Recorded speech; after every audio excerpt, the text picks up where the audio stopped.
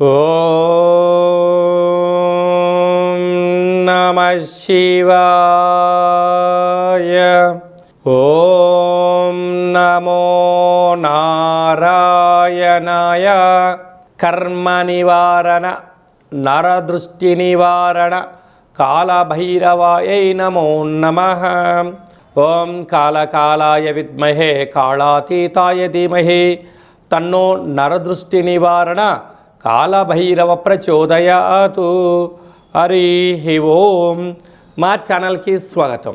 చూస్తున్న వీక్షకులకు ప్రేక్షకులకు ప్రియ కాళభైరవ భగవద్బంధులకి స్వాగతం పలుకుతూ, ఈ సంవత్సరంలో జరిగినటువంటి అద్భుతాలు ఐశ్వర్యాలు అలా జీవితకాలంలో నిత్యము ఐశ్వర్య ఆనందంగా గడపాలని, సకల అష్ట కష్టాలకు స్వస్తి పలుకుతూ నూతన అధ్యాయ జీవితంలో సువర్ణ అధ్యాయానికి స్వాగతం పలకాలని కోరుకుంటూ, అందరికన్నా ముందుగా శ్రీ పరాభవనామ సంవత్సర పండగ శుభాకాంక్షలు. ద్వాదశ రాశుల్లో గ్రహ గమనాలు వీక్షింపచేద్దాం. మిథున రాశిలో దేవగురు బృహస్పతి సంచార స్థితి, సింహరాశిలో కేతు సంచార స్థితి, కుంభరాశిలో చతుర్గ్రహ సంచార స్థితి, రవి కుజ బుధ రాహు సంచార స్థితి, మీనరాశిలో శుక్రుడు మరియు శని సంచార స్థితితో ద్వాదశ రాశుల్లో గ్రహ గమనాలు ఈ విధంగా ఉన్నాయి. కుంభరాశి వారికి ఒకవైపు ఏళ్లనాటి శని చివరార్థ సంచార స్థితి జరుగుతూ ఉండగా, ఏడాది తర్వాత రవి భగవానుడితో కూడుకున్నటువంటి చతుర్గ్రహ సంచార స్థితి రాశిలోని సంచారం చేయడము, గ్రహణకాల సమయంలో మధ్యమ దోష సంచార స్థితి ఉన్నప్పుడు గ్రహ యోగాన్ని ఎలా పొందాలో, గ్రహ దోషాన్ని ఎలా తీవ్రత తగ్గించుకోవాలో, ఎలాంటి నివారణ ద్వారా యోగాన్ని పొందాలో ఈ వీడియోలో సవివరంగా సంపూర్ణంగా తెలుసుకుందాం.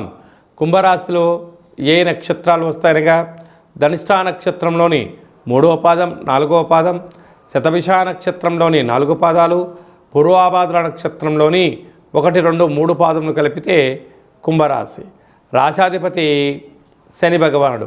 వీరికి రాశిలోనే ఆత్మకారకుడు రవి, రుణరోగ శత్రుకారకుడు కుజుడు, కుజదోషము, బుద్ధికారకుడు బుధుడు, రవి బుధుడు కలిసి ఉండడం వల్ల బుధాదిత్య రాజయోగం, రాహు అక్కడే సంచారం చేయడం వల్ల వాస్తు నరదృశ్యకారకుడు ఉండడం వలన కోపం తగదు, మౌనం అవసరం, ధ్యానం, సత్ప్రవర్తన, ఏకాగ్రత, ఆరోగ్య సూత్రాలు, నియమము అవసరమని చెప్పి గుర్తుపెట్టుకోగలగాలి. వీలైనంత వరకు దూరావాయు జల ప్రయాణాలు చేసేటప్పుడు ఎన్నో జాగ్రత్తలు అవసరమని చెప్పి కూడా జ్యోతిర్విజ్ఞానం తెలియచేస్తుంది. ధనావాకు కుటుంబ స్థానంలో శుక్రుడు మరియు శని సంచార స్థితి ఉన్నప్పుడు ధనపరమైనటువంటి యోగం కనిపించినను ఎవరికి డబ్బులు ఇస్తున్నాం, ఎందుకు ఇస్తున్నాం, ఎందుకు తెచ్చుకుంటున్నాం, వీటిని ఎలాంటి ఖర్చు పెడుతున్నాం, సక్రమమైనటువంటి వాటిలో ఖర్చు పెట్టడం వలన రాబోయే కాలంలో యోగదాయకం. హంగులకు, ఆర్భాటాలకు, విందులకు, వినోదాలకు, కోపతాపాలకు, ఆవేశాలకు వెళ్ళారా, వెళ్ళిన సమయం ధనం తిరిగి రాకపోగా మీకు అనారోగ్యము, అప్పులు, స్థిరచరాస్తులకు ముప్పు తెప్పించే పరిస్థితి కనపడుతుందని చెప్పి కూడా జ్యోతిర్విజ్ఞానం తెలియచేస్తుంది.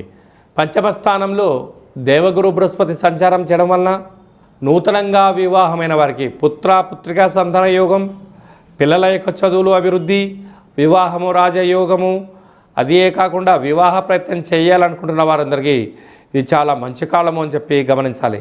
సప్తమ స్థానంలో కేతు సంచార స్థితి ఉన్నప్పుడు సుదూర విద్య, సాంకేతిక విద్య, మీ యొక్క ఆలోచన విధానము, అక్కడే గ్రహణం కూడా జరుగుతుంది కనుక గ్రహణకాల సమయంలో భోజనం చేయకుండా ఉండడము, మౌనము, ధ్యానము, ఏకాగ్రత, సత్ప్రవర్తన అవసరమని చెప్పి గుర్తుపెట్టుకోగలగాలి. కనుక గ్రహణ తదనంతరము వీలైతే రుద్రాభిషేకము చేసుకోవడం వలన గ్రహణ దోషము తొలగి ఐశ్వర్యానికి, ఆనందానికి కేంద్ర బిందువులకు స్వాగతం పలకగలరు అని చెప్పి గమనించాలి.